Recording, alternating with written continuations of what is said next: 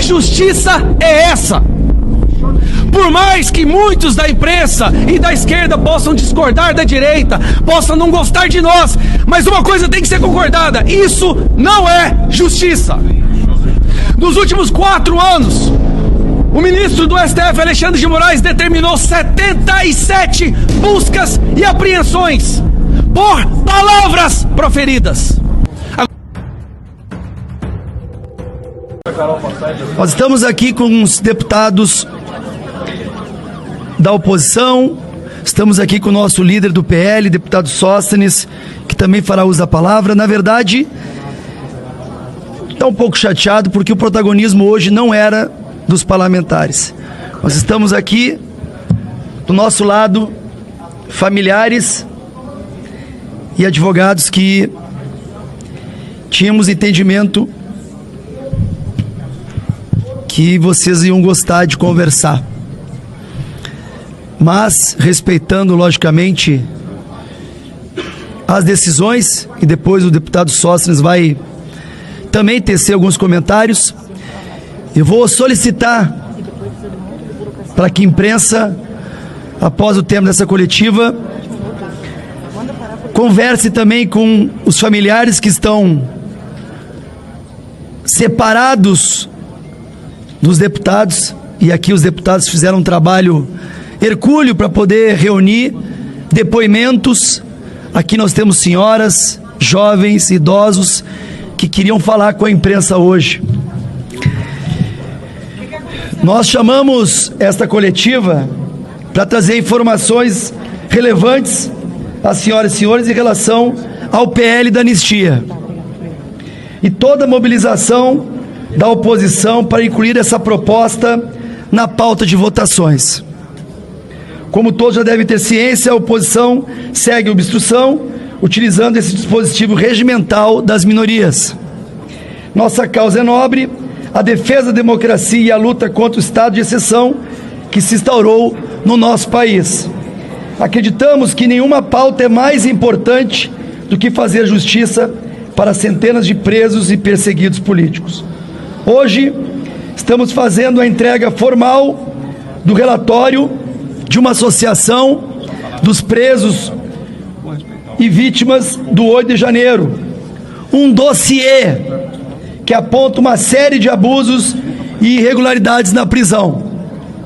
Cerca de 1.500 pessoas foram detidas em frente ao quartel-general no dia 9 de janeiro, incluindo idosos, crianças, pessoas com comorbidades, mesmo sem evidências de participação nos atos de depredação.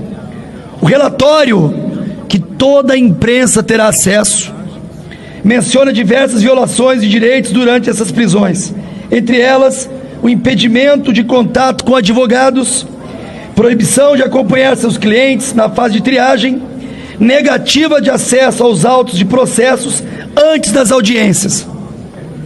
Segundo o dossiê apresentado por essa associação, o Ministério Público Federal teria apresentado denúncias sem individualizar as condutas dos acusados, o que contraria o Código de Processo Penal.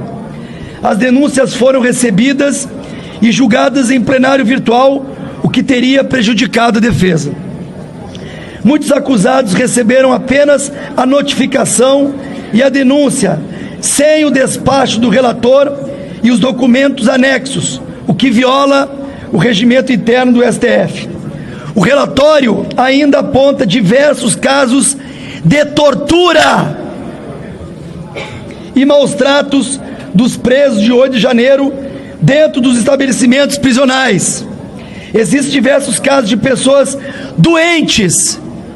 E a minha mágoa, a minha tristeza é que hoje os senhores e senhoras iriam escutar de familiares absurdos, como no caso da Dalgisa, que está presa numa cela de 3 metros por 3 metros, com 8 presidiárias, traficantes e homicidas. E a dona Josija, que está em depressão, nunca teve em passagem na polícia. Mesmo os acusados libertados enfrentam dificuldades devido a restrições severas, como monitoramento eletrônico e proibição de sair da comarca dificultando a obtenção de emprego. Também estamos de posse de um relatório de casos individualizados, situações tão absurdas que é difícil acreditar que isso esteja ocorrendo sob o comando do Judiciário brasileiro. Este relatório será entregue na presidência da Câmara ao deputado Hugo Motta, nosso presidente, e encaminhado a todos os líderes partidários para que tomem ciência dos fatos. Os documentos também estão disponíveis digitalmente para os profissionais da imprensa e a todas as entidades da sociedade civil que assim o desejarem, bem como autoridades e organismos internacionais. Ontem aprovamos na Comissão de Segurança Pública a criação de uma subcomissão para apurar essas e outras denúncias envolvendo os presos de Rio de Janeiro.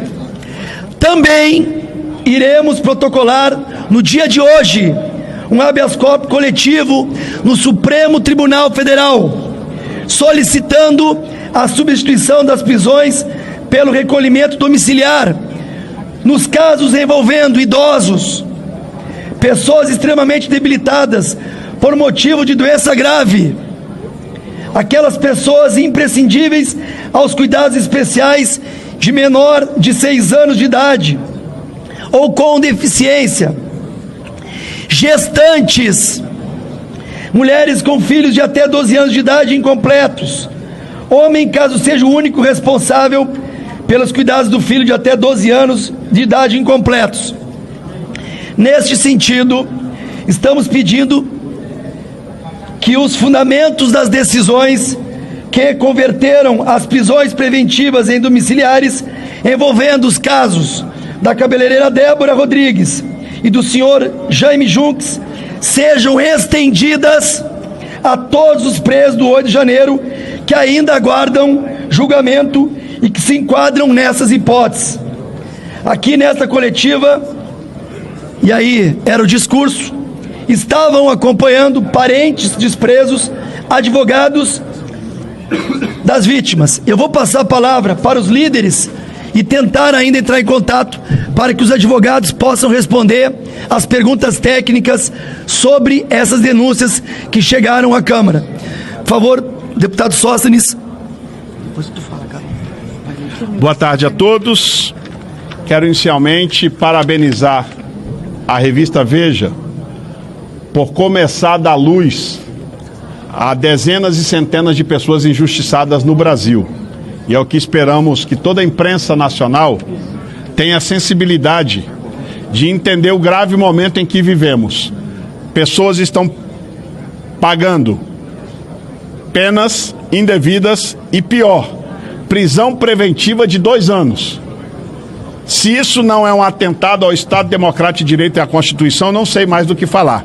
Mas o que venho aqui hoje, além de parabenizar a Veja pelos dados publicados, que quero ressaltar da gravidade do que o nosso líder da oposição já falou, é dizer que nós somos os primeiros aliados do presidente Hugo Motta para ser presidente da casa. Continuamos sendo e seremos enquanto o mandato dele durar, que são 2 anos. E é por isso que nós temos autoridade para, com todo o respeito regimental, fazer a obstrução que estamos fazendo, apesar de alguns da imprensa ainda não entender que a obstrução ela é um processo em que você paralisa a casa ou retarda o processo. E aproveitando até o Marcelinho que me fez a pergunta, regimentalmente, quando nós estamos fora do bloco, a gente tem 13 requerimentos de obstrução para fazer e seria muito oportuno se regimentalmente a gente tivesse esse instrumento. Hoje não temos porque estamos num bloco só da eleição até que seja formada a comissão mista de orçamento que deverá acontecer nas próximas semanas, quando nós do PL sairemos do bloco e aí sim teremos efetividade ainda maior na nossa obstrução. Entretanto, para quem conhece o processo legislativo, e muitos dos senhores e das senhoras conhecem, a obstrução ela é de 2 formas, ou paralisa-se ou retarda. O que nós estamos conseguindo neste atual momento, por conta do blocão que estamos pertencendo, é retardar as votações e vamos continuar até que o presidente Hugo Motta, que é o nosso aliado de primeira hora, decida sobre o PL da anistia. Nós não vamos desistir enquanto essa matéria não vier ao plenário.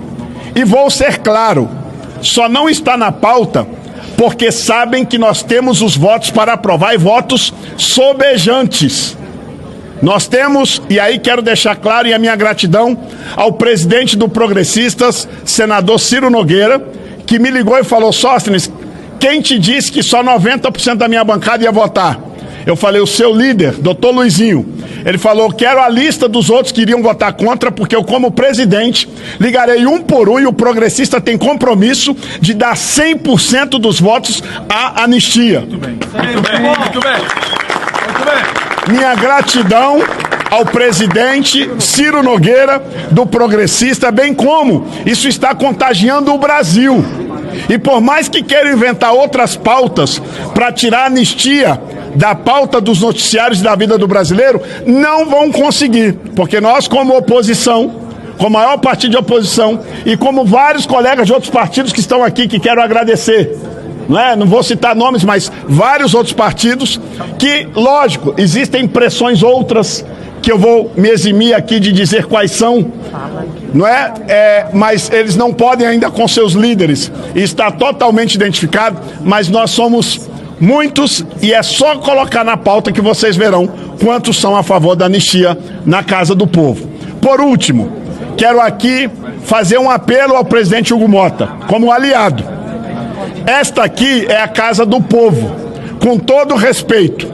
Eu já sei que a gente está numa democracia relativizada, e muitas vezes estamos sendo aviltados pelo outro poder. Agora, eu nunca esperava que na Casa do Povo, na hora de uma coletiva de imprensa, que quem mais deveria ter protagonismo, está aqui ao meu lado, a filha do Clezão, a advogada da família, que eles era quem iriam falar, porque isso aqui, eu entendo, é a Casa do Povo, não é só Casa de Deputados, não. A Casa do Povo é a Câmara dos Deputados. E nós gostaríamos de ouvi-los. Entretanto, até agora, já autorizaram? Não, nós vamos falar. Eu vou falar. Até agora, nós não temos autorização para que vocês os ouçam. Porque muito melhor do que nós falarmos, são eles que estão sofrendo as injustiças na pele. Mas, até o presente momento, por decisão, e a gente está começando o mandato do presidente Hugo Mota, ele não tinha autorizado, não sei se vai mudar agora, para que vocês possam ouvir as pessoas mais sofridas desse episódio todo, que não somos nós. Nós só estamos aqui legitimados pelo voto para sermos vozes e ecoar vozes daqueles que ainda não podem estar no plenário. Mas aqui numa coletiva, eu jamais pensava que a gente ia ter algum tipo de censura. Por isso fica aqui o meu apelo ao presidente Hugo Mota, para que ele possa autorizar que as pessoas que mais estão sofrendo por conta da falta da gente votar anistia, que eles possam falar na Casa do Povo. Aí sim, essa é uma casa democrática. Fora disso, é censura, e eu não espero jamais isso do nosso presidente Hugo Mota. Obrigado. Muito bem, presidente. Muito bem. Valeu, líder. Muito bem. É isso aí mesmo. É isso aí. Boa tarde a todos. Todo o povo brasileiro, jornalistas e também no âmbito internacional, estamos assistindo atônitos a esse flagrante processo de violação dos direitos e garantias fundamentais de qualquer cidadão que está sendo cometido nesse processo dos presos políticos do dia 8 de janeiro. E nós temos uma novidade que o líder Zuco acabou de nos informar, que saindo daqui, eu quero atenção a todos os jornalistas. É obrigação do jornalismo buscar a verdade dos fatos. E já que os presos políticos do Brasil não estão tendo voz nos autos do processo, sendo-lhes negado o acesso à justiça, o acesso ao devido processo legal, ampla defesa, presunção de inocência e duplo grau de jurisdição para ter revistas as suas sentenças absurdas dadas. Saindo daqui, iremos todos na frente da oposição, inclusive os advogados, e essas pessoas que vieram para serem ouvidas aqui no Salão Verde estarão lá para dar entrevistas aos senhores e às senhoras. Isso porque nós, como representantes do povo brasileiro, não iremos nos calar diante de tantas atrocidades à nossa Constituição e ao Estado democrático de direito. Portanto, fazemos esse convite, entregaremos o relatório a vossas senhorias, aqui aos jornalistas, e que divulguem amplamente esse estado de coisas, porque o Brasil precisa ser pacificado. É preciso parar de perseguir a direita brasileira. brasileira. Tudo está orquestrado entre os partidos de esquerda e, infelizmente, o judiciário está fazendo esse papel de perseguir as maiores lideranças que esse país já teve na direita. Inclusive como forma de ocultar ao Brasil os danos econômicos irreversíveis que o Brasil está entrando por conta do desgoverno Lula, para tirar o foco da destruição econômica do Brasil e para voltar para o processo do dia 8 de janeiro. Mas nós vamos aproveitar essa deixa para anistiar os presos políticos do dia 8 de janeiro, porque são pessoas inocentes que não merecem tamanha injustiça. Muito obrigado. Muito bem, muito bem. Anistia já! Já! Anistia já! Anistia já! Anistia já! Anistia já! Anistia já! Anistia já! Boa tarde a toda a imprensa, a todos aqueles que querem de fato levar a verdade. E, infelizmente, na tarde de hoje, várias pessoas, parentes das vítimas, não puderam entrar aqui no Salão Verde.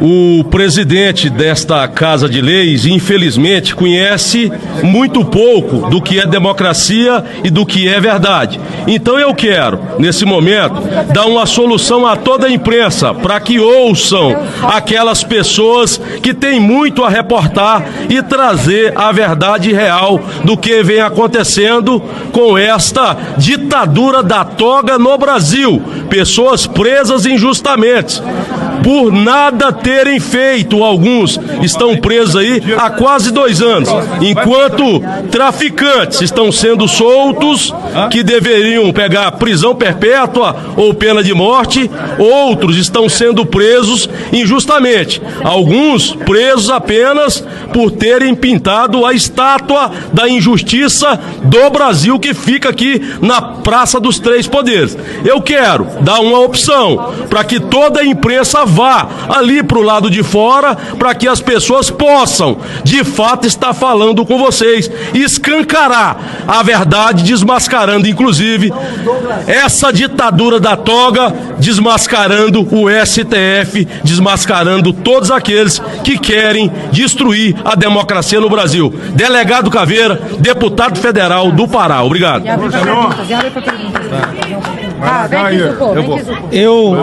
Eu pedi essa oportunidade agora só para fazer um relato bem rápido. Só para fazer um relato de algo que aconteceu há alguns meses atrás. Eu estava andando pelos corredores do Congresso e encontrei um dos advogados desses prisioneiros políticos, uma advogada, na verdade, e ela começou a chorar. E ela me mostrou através de documentos que agora, você sabe, né, a sustentação só pode ser enviada através de download, né, internet, digital. Não é mais sustentação oral no tribunal, no plenário, porque eles começaram a passar muita vergonha, os ministros do STF, quando começaram a ser indagados pelos advogados sobre essa absurda, essa aberração que é essas condenações. E aí essa advogada me mostrou que ela subiu no sistema a sustentação oral de 15 minutos, porque é esse o tempo que eles têm para fazer a defesa dos seus clientes, 15 minutos. Ela subiu a sustentação oral no sistema às 11h57 da noite, nos últimos minutos do prazo que se poderia subir a sustentação oral. Pasmem, senhores, sabe que hora saiu a decisão de condenação? À 00:05. Uma distância de 8 minutos entre subir a sustentação oral, onde a defesa é feita, e a condenação ter sido proferida. Ou seja, nem assistir a defesa eles assistiram. Que justiça é essa? Por mais que muitos da imprensa e da esquerda possam discordar da direita, possam não gostar de nós, mas uma coisa tem que ser concordada: isso não é justiça. Nos últimos 4 anos, o ministro do STF, Alexandre de Moraes, determinou 77 buscas e apreensões por palavras proferidas. Agora eu pergunto para os senhores e senhoras: quantas buscas e apreensões foram contra pessoas de esquerda? Vocês sabem? Nenhuma! 77 buscas e apreensões contra parlamentares, senador, comediantes, jornalistas, pessoas em comum, donas de casa. Isso é justiça? Eu digo sempre que na Venezuela também existe um Superior Tribunal Federal, que foi há muito tempo sequestrado pela ideologia totalitária. E por que existe o Superior Tribunal Federal na Venezuela? É uma democracia? Justamente não, justamente por ter sido uma instituição sequestrada, ela deixou de ser. Nós podemos começar o processo de pacificação agora. Já não é mais uma questão de direita ou esquerda, é uma questão humanitária. Todos sabem que essas pessoas que estavam aqui eram inocentes, não sabiam, não houve golpe, não houve tentativa de golpe. Por isso que eu peço que todos da imprensa vão conosco até a oposição, lá na oposição agora, para vocês ouvirem essas pessoas. Elas precisam ter voz, porque nem na sustentação oral elas tiveram. Esse é o momento e nós vamos abrir agora para perguntas. Aqui, ó. Zucco. O PSD vai falar, o Reinaldo. Oi, vai lá. Sou eu aqui. Oi. Carol. Abriu pra pergunta. Ela abriu pra pergunta. Sou eu. Deixa eu só passar aqui. Deixa o Reinaldo falar, PSD. Bem, só um pouquinho. Depois faz a coletiva. Deixa o Reinaldo falar. Pessoal, não, por enquanto nós estamos nos manifestando, né? Manifestando. Eu quero mostrar aqui, olha aqui, a filha do Clezão aqui está. Não só ele morreu, como um terrorista, quando não passa de um patriota. Acusado de quê? De golpe de Estado. Parece um jardim da infância. Dizer que um golpe de Estado houve tentativa sem uma faca, sem uma metralhadora, sem um soldado, sem um líder. Será que o Brasil não entende isso? Estamos vivendo um momento máximo de distopia nesse país. Não vamos admitir e, no fim, o bem sempre vence o mal. Se não venceu ainda, é porque ainda não chegou ao fim. Minha solidariedade a você, a filha do Clezão que aqui está. Estamos juntos e anistia já! Anistia já, força e honra! Vai lá, Rê. Curto e grosso. Boa, Bia. Vamos chorar do lado de lá. Bom, deixa eu falar como vice-líder do PSD. Estou aqui eu, Sargento Faur, e hoje a maioria da bancada do meu partido, o PSD, nós somos em 45 deputados federais, apoia a anistia. E apoiamos por quê? Porque não houve golpe de Estado. Porque é uma injustiça muito grande. Porque as pessoas estão presas indevidamente, condenadas a 15, 16, 20 anos de prisão, quando, no máximo, poderia individualizar a pena e prender por questão de vandalismo. O caso da Débora é emblemático. Nem entrou nos prédios públicos, usou um batom e escreveu uma frase indevida do ministro Barroso. Perdeu o mané.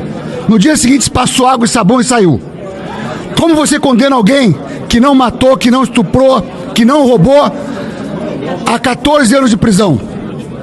É claro que isso está errado. No passado, nós anistiamos terroristas, pessoas da esquerda que queriam dar um golpe de Estado armado, lá no Araguaia, comunista, implantar uma ditadura no Brasil, pessoas que assaltavam um banco, que torturavam, que eram todo tipo de bandido. E agora pessoas foram se manifestar, não pode sofrer anistia. É claro que o PSD vai estar na manifestação agora, no domingo. É claro que nós vamos apoiar essa pauta importante e vamos pautar aqui na casa e com o nosso voto vai ser aprovado. Faur, obrigado pela tua presença aqui e tamo juntos, pessoal. Força e honra! Gente, deixa eu fazer um pedido, eu vou abrir para as perguntas, mas é um pedido que eu faço. Alguns dos questionamentos, os advogados dos presos estão aqui do lado. Então, o meu pedido é que nós possamos continuar, já que, como eu disse anteriormente, o protagonismo hoje são dos familiares e dos advogados. Então eu peço para que a imprensa, a gente vai dar um tempo para vocês se deslocarem, já que eles não foram autorizados a entrar aqui no Salão Verde, que a gente possa continuar essa fala ali, fora do Salão Verde, no saguão ali, frente à oposição. A gente responde todos os questionamentos ali. Valeu, show!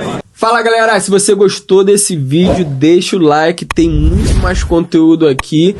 Fica com Deus, abraço, valeu!